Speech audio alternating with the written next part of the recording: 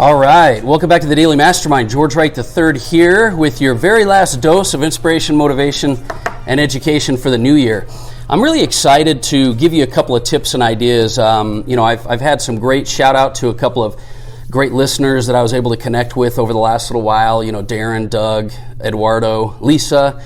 I've been able to kind of go through some different things with them in their year-end planning. But what I wanted to do is I wanted to give you some tips and strategies that you can use at the end of the year here, because sometimes we fall into those same habits of just, setting goals and working with what we have and trying to make decisions.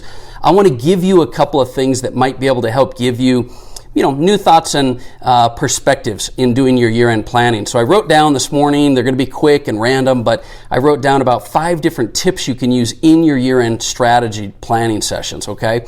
The first tip is think big. Think really big.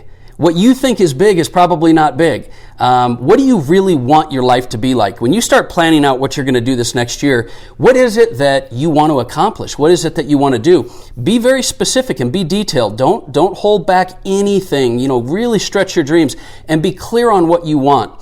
It's helpful to kind of get an idea of where you are as far as the seasons of your life, but it's very, very important for you to stretch your thinking, because this is year-end planning. This is not your to-do list, your task list. If you're going to do this at least once a year, you may as well think big. The second thing I wrote down here was begin with the end in mind. I know you've heard that before, but I think so many of us set our goals based on our circumstances and we work forward. What do we have to work with? What are our options and resources? Do we have time? Do we not? And we structure what we're going to do this next year based on that. And what I would suggest to you is start with the destination of where you want to be when you're thinking big, and then back it in. Don't worry about what the path is.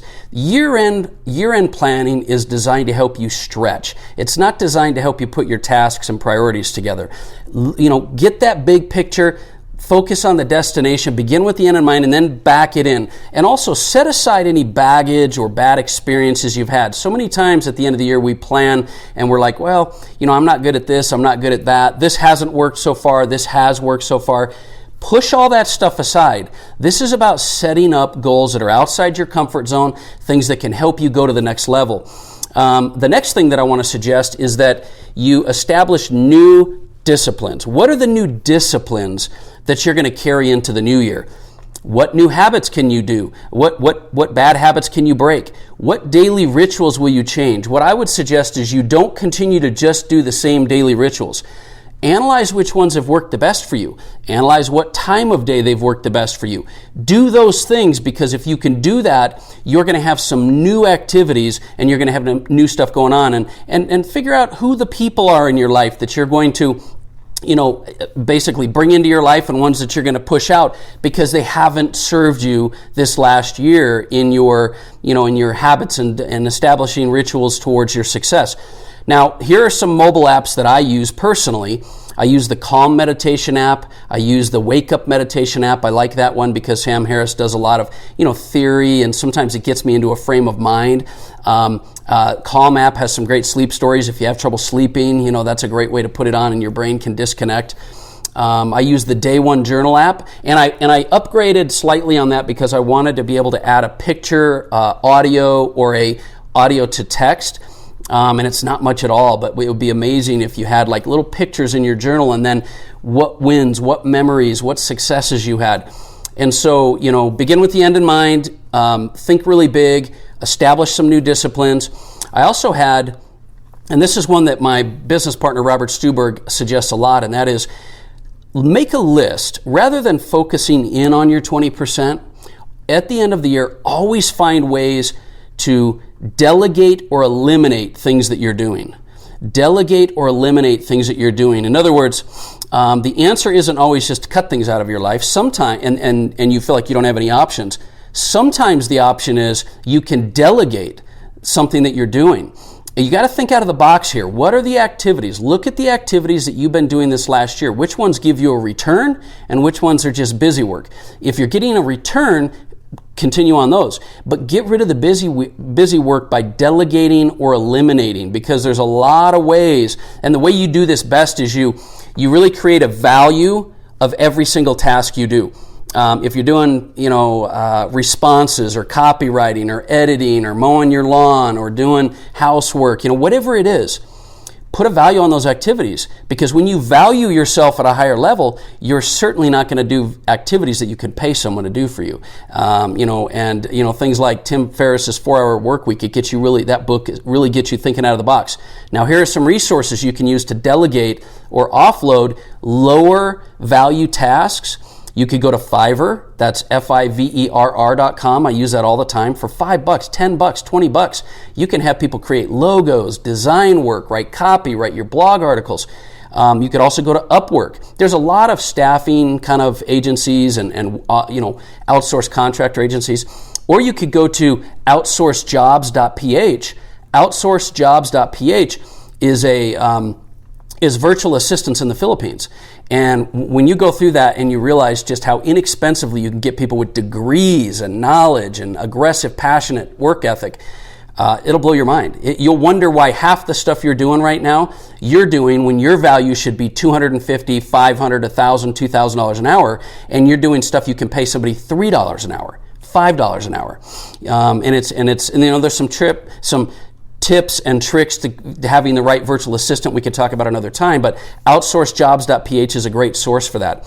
And then the last thing is, I'd like you to establish what you can do to prune various areas of your life. See, we think about cutting things off in our life and we think, that's a negative, but pruning, if you look at landscaping or taking care of plants or things like that, when you prune a tree, you're getting rid of all the dead branches, the branches that are, for most important, they're stunting the growth of that. And there are things in your life that are keeping you from growing. It might be people. Yeah, it might be. Look, relatives, family, friends, people can love you but not have your best interests at heart, right? Because they don't understand the situation. But there are people, friends, that are keeping you from doing what you need to do. You need to prune them out of your life. You need to prune and cut back on your screen time, your social media. You need to cut back on your overeating. You need to cut back on spending money on things that are expenses and not investments. You need to cut back on certain things in your health that are holding you back. Maybe it's smoking or drinking or activities that don't serve you. Also, what rituals are you going to prune? Like I mentioned before, there may be some daily rituals that you just go through the motions because you think it's helping you and you feel productive because you can check that box, but it's not taking you any closer. Reading for an hour might not be taking you closer. Maybe you need to do an audiobook while you're on the treadmill. Maybe you need to do something while you're driving. Not anything that'll distract you, but you know what I'm saying. Prune things in your life. So basically, and here's the thing, I want to challenge you to do something. Pick at least one thing that you add to your life that is going to be 100% outside your comfort zone. It might be going to a meetup group. It might be networking. It might be making cold calls. It might be writing. Do something, not something that you're not good at, but something that's outside your comfort zone that'll stretch you in areas of your unique talent. And so those are the suggestions I have for you today. Think big, begin with the end in mind, establish new disciplines, and delegate or eliminate and prune things out of your life. Look, it was a commencement address that Jim Carrey was given, and I love this quote. You've probably heard me give it before. But he said, you can fail at what you don't want, so you may as well take a chance on doing what you love. That's the message I want you to carry into this next year. Why not? Why not do something that you love? Why not do something that you love and have the faith that it'll help you to be successful, fulfilled, happy, and make money? Because it's possible. It is possible. A friend and mentor of mine, Les Brown, always says, you have greatness inside of you. You've got to stretch yourself. So don't just set goals at the end of the year here. Stretch yourself. Go to the next level. That's my message for you today. I hope that helps you. Share this podcast episode or share this video if you wouldn't mind. Tag me at the Daily Mastermind or go to my website, thedailymastermind.com, and send me some feedback. I'd love to hear from you. I really look forward to seeing what your goals do for you this next year and helping you to take it to the next level. My name is George Wright III, and this has been the Daily Mastermind. Have a great day.